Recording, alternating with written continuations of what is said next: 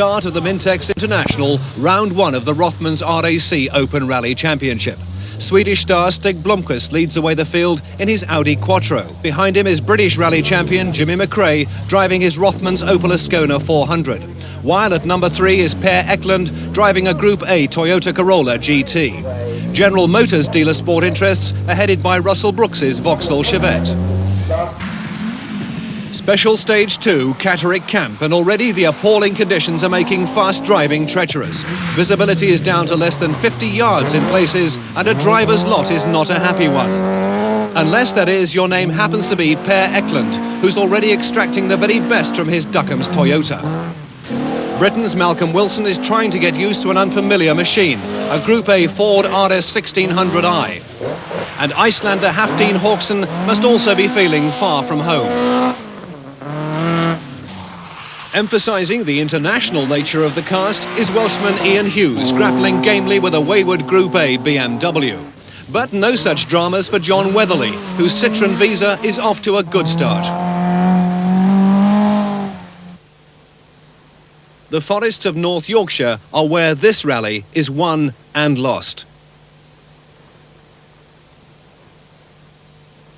And by Special Stage 7, Stig Blomqvist has slithered his way into a 16-second lead. But traction is hard to find, even if you've got four-wheel drive.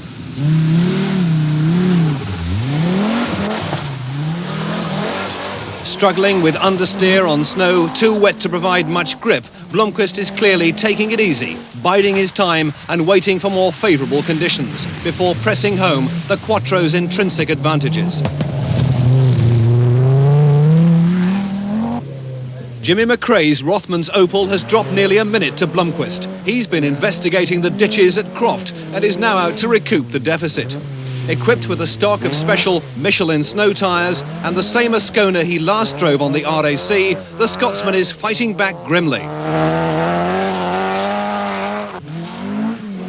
And who was it who said that Group A wouldn't be spectacular? Well, no one seems to have told Per Eklund that what he's driving is only a 150 horsepower Toyota Corolla. The Swede is revelling in the vile conditions, throwing caution to the winds and charging bravely into the murk, while others are lifting their right feet. Flat out in the fog is a ploy that Per knows well, and he's just the man to make the very best of Yorkshire's worst winter weather. Russell Brooks's General Motors Chevette has resorted to a minor specification change as part of its acceptance into Group B. It's meant a change of rear axle, which has in turn made the car less forgiving to drive. Just the sort of handicap you don't need under these extremely tricky conditions of ice, snow and thick fog patches. However, his teammate Terry Cabey has again started a rally well. He's up to 5th place.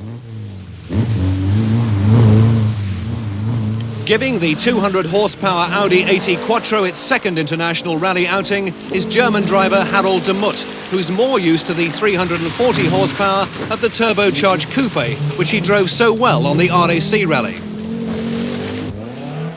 And playing truant from the straight and narrow, ploughing the edges of the snow-covered forest roads, is Ford driver Malcolm Wilson. For him, it's a sort of slip-sliding affair. Yorkshireman Chris Lord is finding it tougher still. Chris? We've been having trouble with the ground clearance with it because once she just slithered off on this straight and she's now sat on her belly and she won't move either backwards or forwards, which happened on the previous stage as well. Probably wasn't built for snow, I don't think. What are you going to do then? Well, hopefully if they just give us a drag out we'll get to the end, but we'll probably be OTL anyway now because we dropped about 6 minutes on the previous stage. But you know, it'd be nice to get out as opposed to spend the rest of the afternoon here. Well, although a keen nature lover and ornithologist, one can understand Chris Lord's sentiments. The prospect of languishing in a remote, inhospitable forest is not one to be relished today. So Chris is fortunate to have a rescue vehicle on hand, and the penalty just 12 minutes.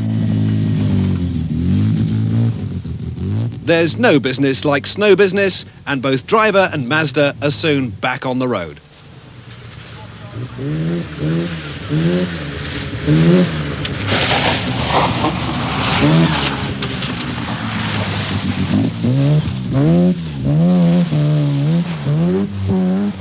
With drivers of so many nationalities present, it's no surprise to find a Finn hard at work and inside the top 10.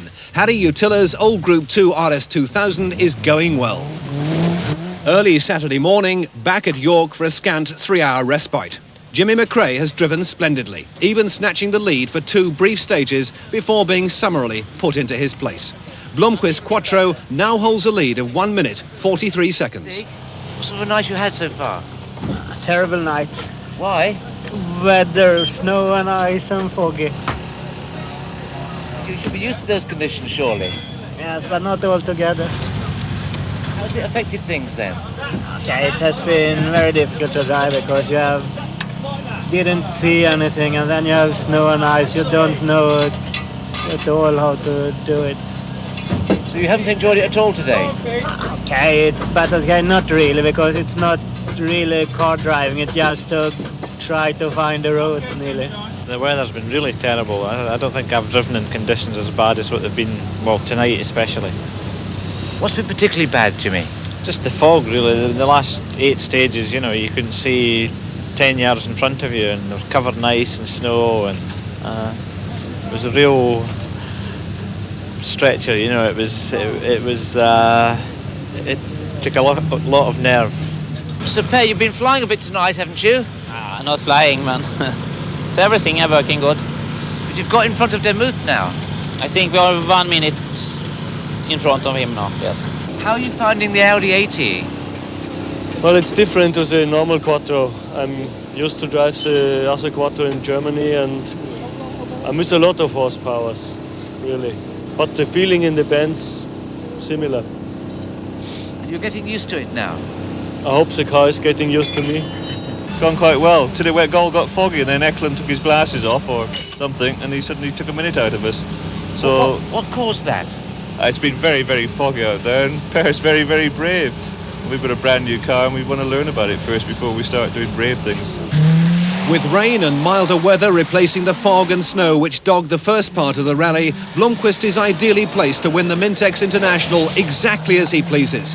With some major fast forest stages still lying ahead and full visibility restored, the Pirelli BP-backed Quattro is once again in a class of its own, and the fastest stage times come rolling remorselessly in. For McRae, it's always been a case of trying to hang on to the leader as long as possible. During darkness, aided by his co-driver's superb map-reading ability, he was able to stay in touch. But now he's well aware that Blomqvist holds all the cards. Under a minute behind McRae's Rothmans Opel is the amazing Eklund, who succeeded in embarrassing a number of drivers with far more powerful cars. The diminutive Toyota has benefited from painstaking development, and the driver is reveling in its superb handling. Holding 4th place, just over a minute behind the Toyota, but now threatened by KB's Chevette, Demuth's Audi AT Quattro is nevertheless running as reliably as ever. Sadly for the GM Dealer Sport team, KB's challenge is a short-lived affair. The toaster driver puncturing a tyre, spinning his car and getting stuck in the mud. All of which allows his teammate Brooks to take up the challenge for 4th place. True to his predictions, John Weatherly is up to 10th overall with a Citroën Visa at halfway. Ever watchful both of a mistake from the leader and the ever-present threat of treacherous ice patches, McRae has now settled for 2nd place. Typically, though, Eklund has settled for nothing. Fisher is clearly getting the hang of his Opel, but Weatherly's Citroën Visa is poised for a damaging visit to a log pile. Secure in an ever-increasing lead, Blomqvist, the Quattro Maestro, is in total control. Amid these muddy conditions, such a combination is irresistible.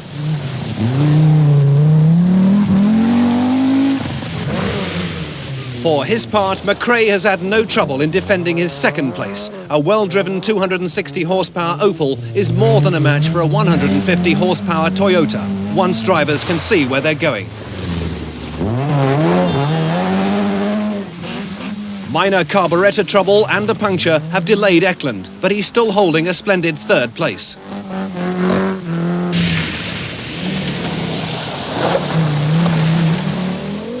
When the mud's being thrown around, some of it's bound to stick, and the back of a rally jacket is a favourite place.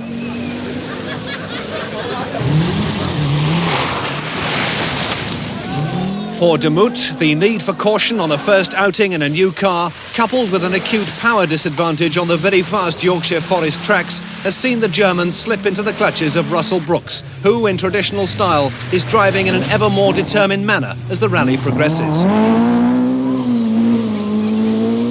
Through into fourth place now, Russell has nonetheless left his charge just too late to catch the Group A Toyota. A nostalgic sight for some of us, Utilla's Mark I Escort heads towards an impressive sixth place. Following a frantic gearbox change, Irishman Austin McHale has maintained his hold on seventh overall as the cars complete the final tests in Dalby, Wycombe and Langdale forests.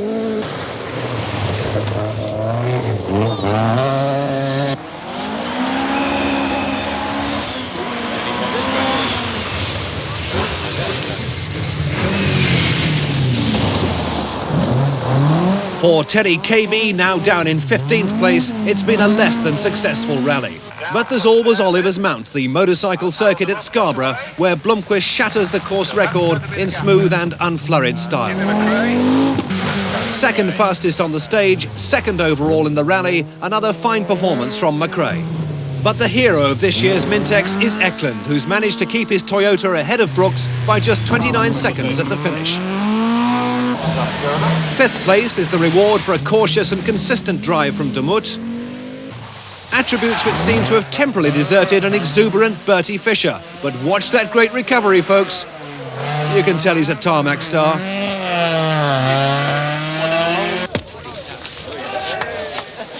And so Blomqvist, the rally world's most successful exponent of four-wheel drive, notches up yet another win in an Audi Quattro. Whatever the future holds for him, it's sure to involve success. So, Sweden's Stig Blomqvist takes the lead after the first round of the Open Rally Championship with 15 points. Britain's Jimmy McRae on 12, another Swede Per Eklund on 10, and another Briton, Russell Brooks, in the frame there with 8.